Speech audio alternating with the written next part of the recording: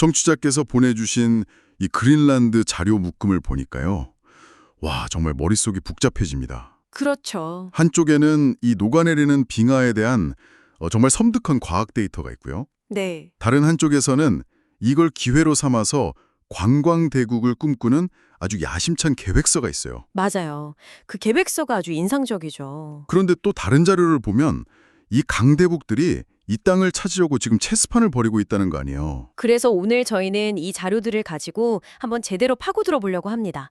그린란드의 현재 그리고 미래. 우리가 왜 지금 이 거대한 얼음의 땅에 주목해야 하는지 그 이야기를 좀 깊게 해보겠습니다. 네, 정말 흥미로운 지점들을 딱 짚어주셨네요. 그린란드는요, 이제 더 이상 그냥 지도책 한 구석에 있는 거대한 얼음섬, 이게 아닌 거죠. 맞아요. 말씀하신 대로 기후변화의 결과를 정말 온몸으로 받아내는 최전선이고요. 최전선. 네. 그리고 강대국들의 욕망에 부딪히는 새로운 각축장이자 또 그 속에서 자신들만의 길을 찾으려는 사람들의 열망이 막 뒤섞인 곳입니다.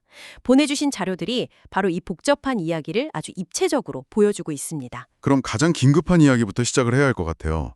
바로 기후변화입니다. 그렇죠. 자료를 보니까 북극의 온난화 속도가요.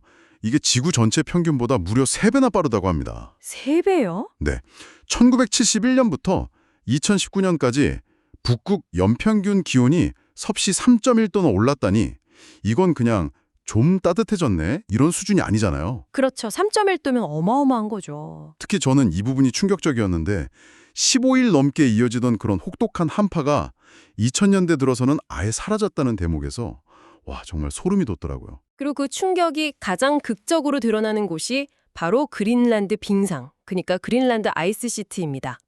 보내주신 과학 논문에 나오는 빙상호 이야기가 아주 중요한데요. 빙상호요? 빙하 위에 있는 호수 말씀이시죠? 네, 맞습니다. 근데 이게 단순히 빙하 위에 녹아서 생긴 물웅덩이, 그게 아니거든요.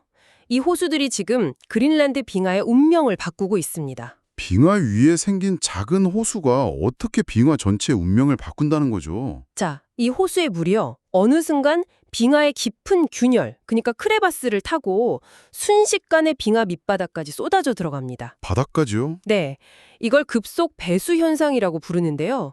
한번 상상해 보세요. 거대한 얼음 덩어리를 거친 안반 위에서 밀면 뻑뻑해서 잘 안 움직이잖아요. 그런데 그 밑에 엄청난 양의 물을 쏟아부었다고 생각해 보시는 겁니다. 아, 그럼 그게 윤활유처럼 바로 그겁니다. 전체가 그냥 미끄러지는 거군요. 네, 이 물이 거대한 윤활유 역할을 하면서 빙하가 바다로 미끄러져 들어가는 속도를 정말 무섭게 가속화시키는 거죠.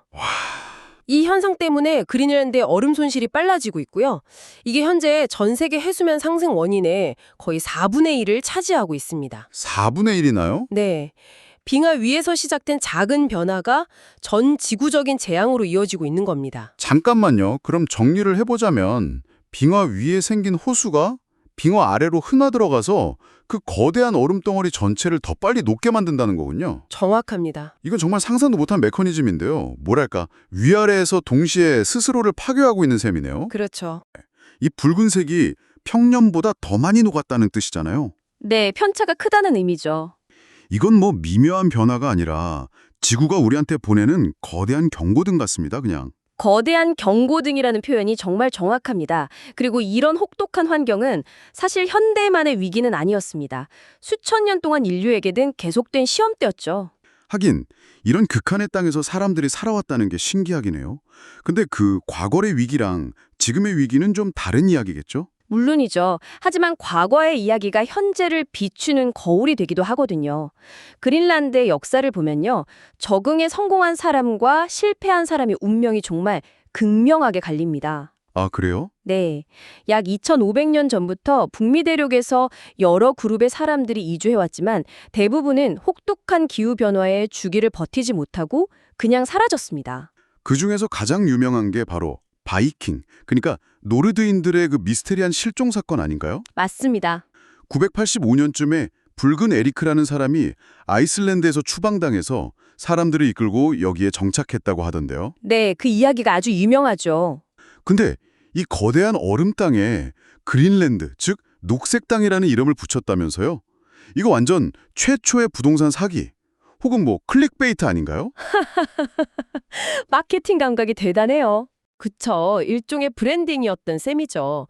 실제로 그가 도착했을 때는 중세 온난기라서 지금보다 기후가 좀 더 온화해서 목축이 가능했다고는 합니다.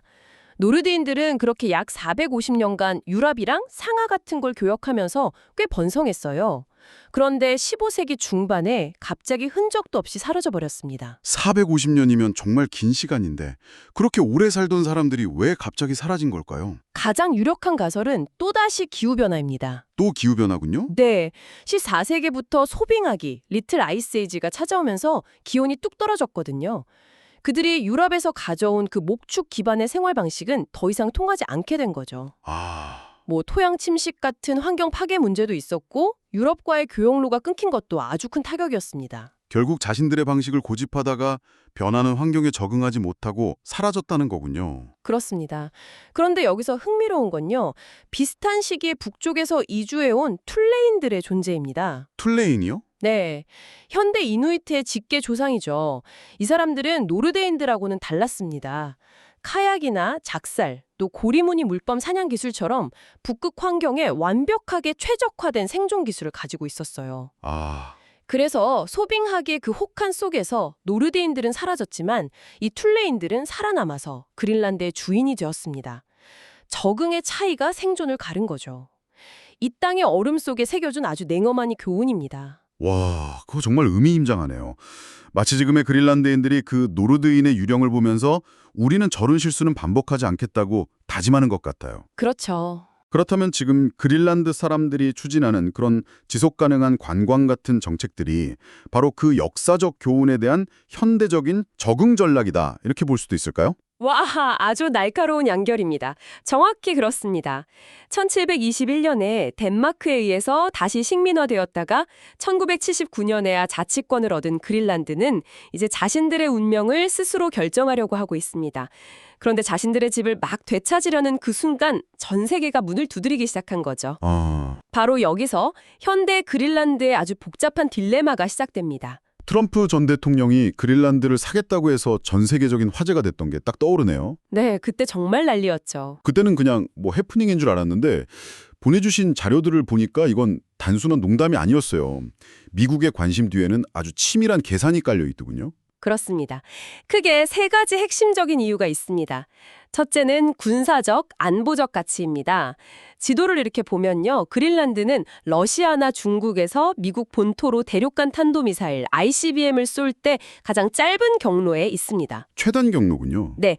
그래서 미국은 이미 냉전 시절인 1951년부터 툴레 공군기지를 운영하면서 적의 미사일을 가장 먼저 탐지하는 조기경보 시스템의 핵심 기지로 사용해왔습니다. 지정학적 위치가 정말 절묘하네요. 근데 군사적인 이유야 뭐 그렇다 쳐도 그게 갑자기 이렇게 큰 관심을 끄는 유일한 이유는 아닐 것 같은데요? 그 얼음 밑에 대체 뭐가 있길래 강대국들이 이렇게나 열을 올리는 거죠? 바로 핵심 광물 자원입니다. 자원이요? 네. 그린란드의 빙하가 녹으면서 그 밑에 숨겨져 있던 막대한 자원이 지금 드러나고 있어요.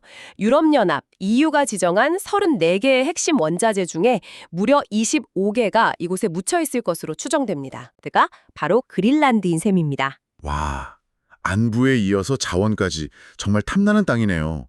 그럼 마지막 세 번째 이유는 아마 다시 기후변화랑 관련이 있겠군요. 맞습니다. 아주 역설적이지만 기후변화가 만들어낸 또 다른 기회, 바로 북극 항로입니다. 북극 항로. 왜? 보내주신 자료의 지도를 보면 명확하게 드러나죠. 현재 아시아에서 유럽으로 가는 배는 대부분 수에즈 운하를 거치잖아요. 그렇죠. 그런데 북극해가 녹아서 새로운 길이 열리면 운송거리가 무려 30%나 짧아집니다. 30%요? 네, 이건 물류 비용을 엄청나게 절감할 수 있는 그야말로 황금 항로가 열리는 겁니다. 그리고 그린란드는 그 항로의 가장 중요한 길목에 위치해 있죠. 안보, 자원, 새로운 항로. 와, 정말 21세기 지정학의 모든 것이 걸려있네요. 강대국들이 눈독을 들이는 이유를 알겠습니다. 그런데 이렇게 외부에서 군침을 흘리는 것과는 완전히 다른 그림이 그린란드 내부에서 그려지고 있다는 게 정말 흥미로워요. 그렇죠. 보내주신 비지트 그린란드 2035 전략보고서가 바로 그 증거인데요. 그 보고서는 그린란드의 속마음을 보여주는 아주 중요한 문서입니다. 핵심은 뭐냐면 단순히 관광객 수를 늘리는 성장에서 사회 전체의 이익이 돌아가는 가치 창출로 목표를 바꿨다는 점입니다. 맞아요. 우리가 공유하는 모든 것, All that we share. 이 슬로건이 정말 인상 깊었어요. 네, 이건 단순히 와서 우리 자연을 보세요. 이게 아니라 우리의 삶과 문화를 존중하는 방식으로 함께 합시다. 라는 선언처럼 들리더라고요. 맞습니다. 자신들의 언어인 칼랄릿 누나트라는 국명에 대한 자부심을 바탕으로 관광이 자연과 문화를 파괴하는 게 아니라 오히려 지키고 발전시키는 수단이 되어야 한다는 그런 철학이 담겨 있어요. 바로 그 지점이 노르데인들과의 차이점. 그러니까 현대적 적응의 핵심입니다. 외부에서는 그린랜드를 자원 창고나 전력적 요충지로 보면서 채굴할 가치를 매기지만 내부에서는 공동체, 문화, 자연이라는 지켜야 할 가치를 먼저 생각하는 거죠. 아, 그렇군요. 2035년까지 관광객 수를 2배로 늘리되 모든 관광 사업자가 지속 가능성 정책을 갖추게 하고 관광 수익이 수도나 일부 유명 관광지에만 집중되는 게 아니라 나라 전체로 퍼져나가게 하겠다는 구체적인 목표를 세웠습니다. 심지어 전체 인구의 75%가 관광이 우리 지역사회에 긍정적이다 라고 느끼게 만들겠다는 목표까지 있더군요. 네, 그 부분도 아주 중요하죠. 이건 경제적 목표를 넘어선 공동체의 행복과 자부심에 대한 이야기잖아요. 맞습니다. 덴마크로부터 완전한 경제적 자립과 독립을 꿈꾸는 그들에게 이 지속 가능한 관광이야말로 자신들의 미래를 스스로 결정하기 위한 가장 중요한 열쇠가 되겠네요. 그렇습니다. 외부의 거대한 압력 속에서 자신들의 정체성을 지키면서 미래를 열어가려는 아주 주체적이고 현명한 생존 전략인 셈입니다. 오늘 저희는 청취자께서 보내주신 자료들을 통해서 그린랜드의 여러 얼굴을 마주한 것 같습니다. 한편으로는 기후변화가 만든 비극의 현장이면서 다른 한편으로는 강대국들의 이해관계가 충돌하는 거대한 체스판이고 그렇죠. 또 그 안에서는 고유한 문화와 자부심으로 미래를 개척하려는 사람들의 뜨거운 무대이기도 하네요. 결국 그린란드라는 이 땅을 두고 서로 다른 가치가 충돌하고 있는 겁니다. 다른 가치요? 네. 하나는 광물, 항로, 군사적 위치처럼 외부에서 가격을 매기는 채굴적 가치입니다. 다른 하나는 문화, 공동체, 대자연처럼 그곳 사람들이 소중히 여기는 총체적 가치죠. 지금 이 두 가치가 빙하가 녹아내린 땅 위에서 아주 팽팽하게 맞서고 있는 형국입니다. 마지막으로 이런 질문을 던져보면서 마무리하고 싶습니다. 수천 년간 얼음이라는 단 하나의 정체성으로 정의되었던 땅이 이제는 그 얼음이 녹아내리면서 드러나는 땅과 자원 때문에 전혀 새로운 가치 전쟁의 중심에 섰습니다. 과론 그린란드의 미래, 더 나아가 북극의 미래는 이 두 가지 가치 중 어떤 것의 손에 의해 결정될까요? 우리 모두가 함께 고민해봐야 할 질문인 것 같습니다.